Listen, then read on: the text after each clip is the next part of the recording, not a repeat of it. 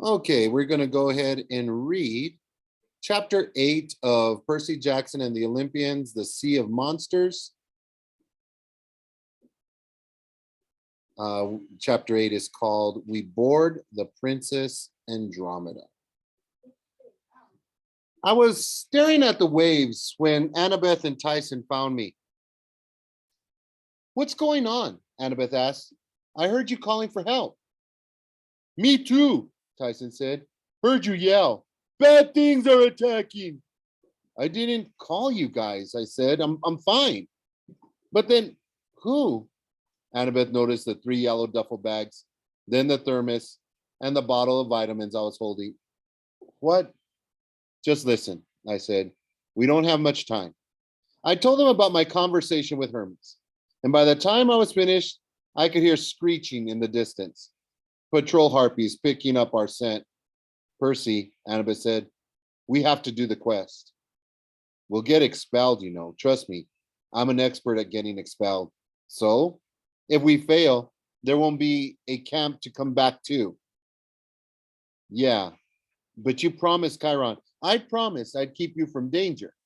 I can only do that by coming with you. Tyson can stay behind and tell them, I want to go. No, Annabeth's voice sounded close to panic. I mean, Percy, come on. You know that's impossible. I wondered again why she had such a grudge against Cyclopses. There was something she wasn't telling me. She and Tyson both looked at me, waiting for an answer. Meanwhile, the cruise ship was getting farther and farther away. The thing was, part of me didn't want Tyson along. I'd spent the last 3 days in close quarters with the guy, getting razzed by the other campers and embarrassed a million times a day, constantly reminded that I was related to him. I needed some space. Plus, I didn't know how much help he'd be or how I'd keep him safe. Sure, he was strong, but Tyson was a little kid in Cyclops terms, maybe 7 or 8 years old mentally. I could see him freaking out and starting to cry while we were trying to sneak past a monster or something to get us all killed. On the other hand, the sound of the harpies was getting closer. We can't leave him, I decided.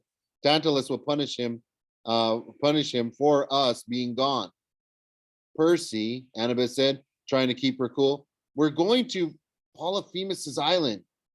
Polyphemus is a SKIACYK.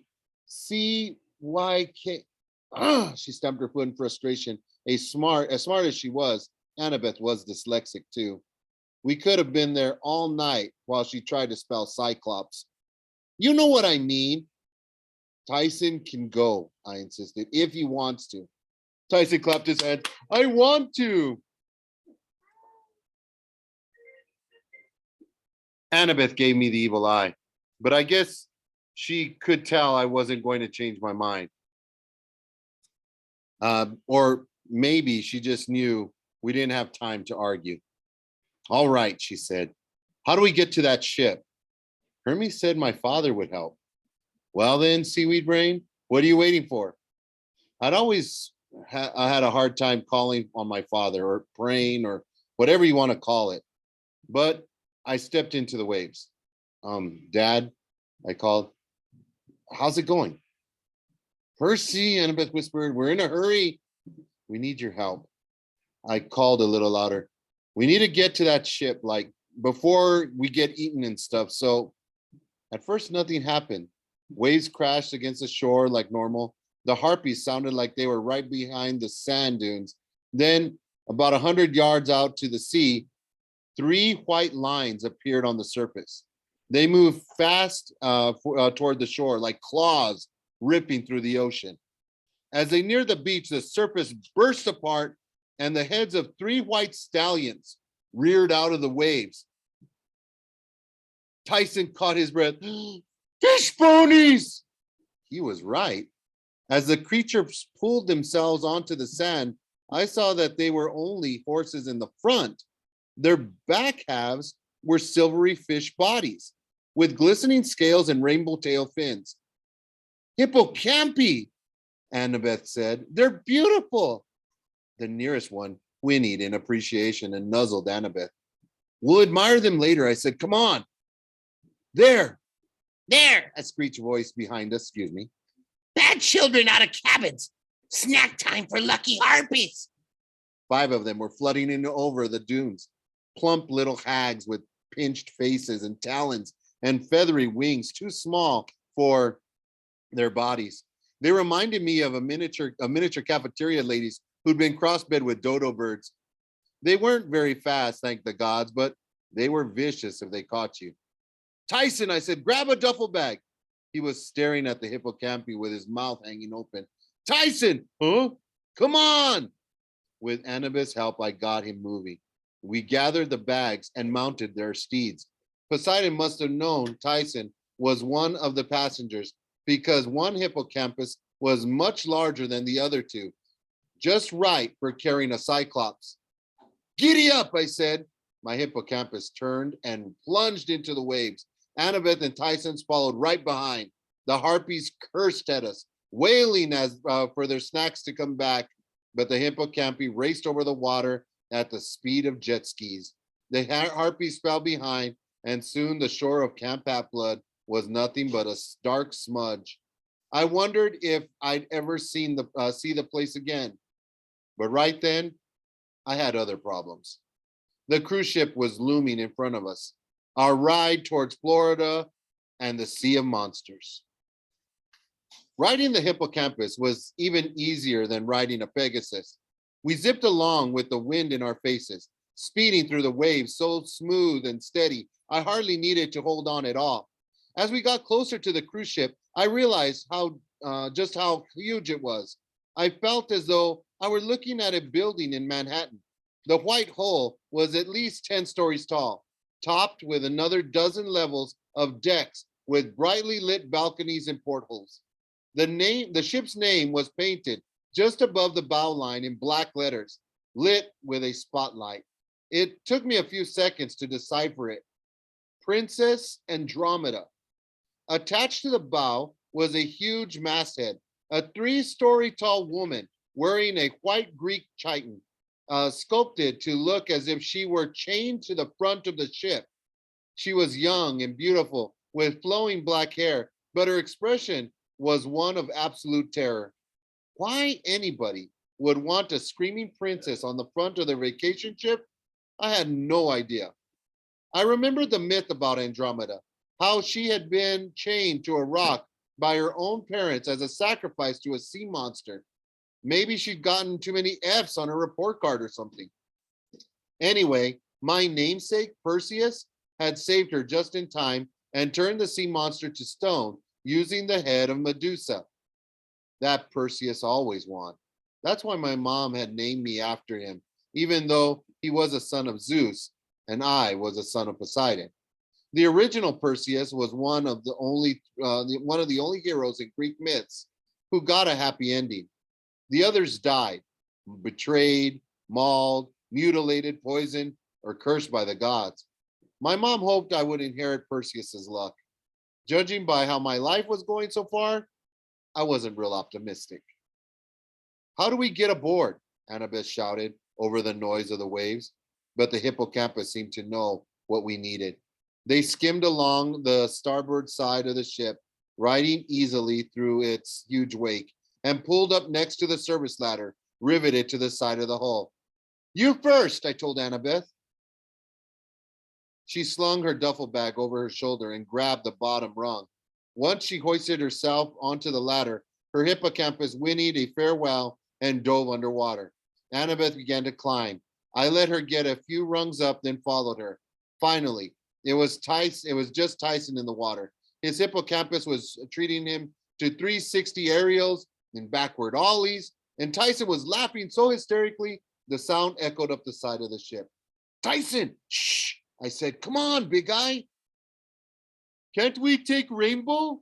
He asked, his smile fading. I stared at him. Rainbow? The hippocampus whinnied as if it liked its new name. We have to go, I said. Rainbow? Well, he can't climb ladders. Tyson sniffled. He buried his face in his hippocampus's mane. I will miss you, Rainbow. The hippocampus made a neighing sound I could have sworn was crying. Maybe we'll see him again sometime, I suggested. Oh, please, Tyson said, perking up immediately. Tomorrow! I didn't make any promises, but finally convinced Tyson to say his farewells and grab hold of the ladder. With a final sad whinny, Rainbow, the hippocampus, did a backflip and dove into the sea. The ladder led to a maintenance deck, stacked with yellow lifeboats. There was a set of double locked doors, which Annabeth managed to pry open with her knife and a fair amount of cursing in ancient Greek. I figured we'd have to sneak around, being stowaways and all, but after checking a few corridors and peering over a balcony onto a huge central promenade lined with closed shops, I began to realize there was nobody to hide from. I mean, sure, it was the middle of the night, but we walked half the length of the boat and met no one. We passed 40 or 50 cabin doors and heard no sound behind any of them. It's a ghost ship, I murmured. No, Tyson said, fiddling with a strap of his duffel bag. Bad smell. Annabeth frowned. I don't smell anything. Cyclopses are like satyrs, I said. They can smell monsters. Isn't that right, Tyson? He nodded nervously. Now that we were away from Camp Half-Blood, the mist had distorted his face again. Unless I concentrated very hard, it seemed like he had two eyes instead of one. Okay, Annabeth said. So what exactly do you smell? Something bad, Tyson answered. Great, Annabeth grumbled. That clears it up. We came outside onto the swimming pool level. There were rows of empty deck chairs and a bar closed off with a chain curtain. The water in the pool glowed eerily, sloshing back and forth from the motion of the ship.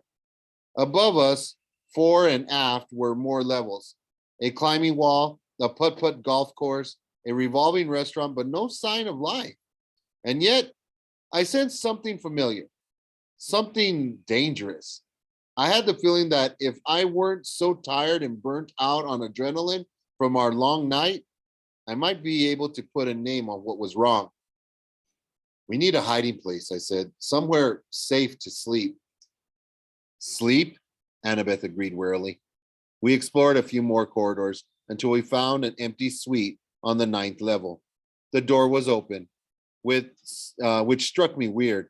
There was a basket of chocolate goodies on the table, an iced-down bottle of sparkling cider on the nightstand, and a mint on the pillow with a handwritten note that said, "Enjoy your cruise." We opened our duffel bags for the first time and found that Hermes really had thought of everything. Extra clothes, toiletries, camp rations, a Ziploc bag full of cash, a leather pouch full of golden drachmas. He'd even managed to pack Tyson's oilcloth with his tools and metal bits, and Annabeth's cap of invisibility, which made them both feel a lot better. I'll be next door, Annabeth said. You guys don't drink or eat anything. You think this place is enchanted? She frowned. I don't know. Something isn't right. Just be careful. We locked our doors. Tyson crashed on the couch. He tinkered for a few minutes on his metalworking project, which he still wouldn't show me, but soon enough was yawning. He wrapped up his oilcloth and passed out. I lay on the bed and stared out the portal. I thought I heard voices out in the hallway, like whispering. I knew that couldn't be. We'd walked all over the ship and had seen nobody, but the voices kept me awake. They reminded me of my trip to the underworld, the way the spirits of the dead sounded as they drifted past. Finally, my weariness got the best of me, and I fell asleep. And I had my worst dream yet. I was standing in a cavern at the edge of an enormous pit. I knew the place too well, the entrance to Tartarus, and I recognized the cold laugh that echoed from the darkness below. If it isn't the young hero. The voice was like a knife blade scraping across stone. On his way to another great victory. I wanted to shout at Kronos to leave me alone. I wanted to draw Riptide and strike him down, but I couldn't move. And even if I could, how could I kill something that had already been destroyed, chopped to pieces, and cast into eternal darkness? Don't let me stop you, the Titan said. Perhaps this time, when you fail, you'll wonder if it's worthwhile saving for the gods. How exactly has your father shown his appreciation lately? His laughter filled the cavern, and suddenly the scene changed. I was in a different cave, Grover's bedroom prison in the Cyclops' lair. Grover was sitting at the loom in his soiled wedding dress, madly unraveling the threads of the unfinished bridal train. "Honey pie!" a monster shouted from behind the boulder. Grover yelped and began weaving the threads back together. The room shook as the boulder was pushed aside. Looming in the doorway was a cyclops so huge he made Tyson look vertically challenged. He had jagged yellow teeth and gnarled hands as big as my whole body. He wore a faded purple t-shirt and that said Sheep World Expo 2001. He must have been at least 15 feet tall, but the most startling thing was his enormous milky eye, scarred and webbed with cataracts, as if he wasn't completely blind. He had to be pretty darn close. "What are you doing?" the monster demanded. Nothing, Grover said in his falsetto voice. just weaving my bridal train, as you can see. The Cyclops stuck one hand into the room and groped around until he found the loom. He pawed at the cloth. "It hasn't gotten any longer." Yes, it has, dearest. See, I've added at least an inch. "Too many delays," the monster bellowed. Then he sniffed the air. "You smell good, like goats." Oh, Grover forced a weak giggle. do you like it? It's eau de chevet. I wore it just for you. The Cyclops bared his pointed teeth. "Good enough to eat." Oh, you're such a flirt. "No more delays." But dear, I'm not done. "Tomorrow." No, no. 10 more days. 5. Oh, well, 7 then, if you insist. 7. That is less than 5, right? Certainly. Oh, yes. The monster grumbled, still not happy with his deal, but he left Grover to his weaving and rolled the boulder back into place. Grover closed his eyes and took a shaky breath, trying to calm his nerves. "Hurry, Percy," he murmured. "Please, please, please." I woke to a ship's whistle and a voice on the intercom. Some guy with an Australian accent who sounded way too happy. "Good morning, passengers. We'll all be at sea all day today. Excellent weather for the poolside and mambo party. Don't forget $1 million bingo in the Kraken Lounge at 1 o'clock. And for a special guest, disemboweling practice on the promenade." I sat up in bed. What did he say? Tyson groaned, still half asleep. I was laying down on the couch, on his feet so far. He was laying down on the couch. His feet so far over the edge they were in the bathroom. The happy man said, "Bowling practice." I hoped he was right, but then there was an urgent knock on the suite's interior door. Annabeth stuck her head in, her blonde hair in a rat's nest. "Disemboweling practice?" Once we were all dressed, we ventured into the ship and were surprised to see other people. A dozen senior citizens were heading to breakfast. A dad was taking his kids to the pool for a morning swim, and crew members in a crisp white uniforms strolled the deck, tipping their hats to the passengers. Nobody asked who we were. Nobody paid us much attention, but there was something wrong. As the family of swimmers passed us, the dad told his kids, "We are on a cruise. We are having fun." "Yes," his 3 kids said in unison, their expressions blank. "We are having a blast. We will swim in the pool." They wandered off. Good morning, a crew member told us, his eyes glazed. We are all enjoying ourselves aboard the Princess Andromeda. Have a nice day. And he drifted away. Percy, this is weird, Annabeth whispered. They're all in some kind of trance. Then we passed a cafeteria and saw our first monster. It was a hellhound, a black mastiff with its front paws up on the buffet line and its muzzle buried in the scrambled eggs. It must have been young because it was small compared to most, no bigger than a grizzly bear. Still, my blood turned cold. I'd almost gotten killed by one of those before. The weird thing was, a middle-aged couple was standing in the buffet line right behind the devil dog, patiently waiting their turn for the eggs. They didn't seem to notice anything out of the ordinary. Not hungry anymore, Tyson murmured. And before Annabeth and I could reply, a reptilian voice came down the corridor. 6 more joined yesterday. Annabeth gestured frantically toward the nearest hiding place, the women's room. All three of us ducked inside. I was so freaked out, I didn't even occur to me to be embarrassed. Something, or more like two somethings, slithered past the bathroom door, making sounds like sandpaper against the carpet. Yes, A second reptilian voice said. he draws them. Soon we will be strong. The thing slithered into the cafeteria with a cold hissing that might have been snake laughter.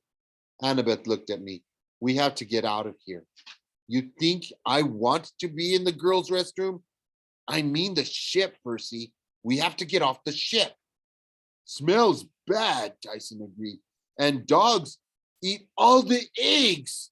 Annabeth is right. We must leave the restroom and ship. I shuddered. If Annabeth and Tyson were actually agreeing about something, I figured I'd better listen. Then I heard another voice outside, one that chilled me worse than any monsters. It's only a matter of time. Don't push me, Argus. It was Luke. Beyond a doubt, I could never forget his voice.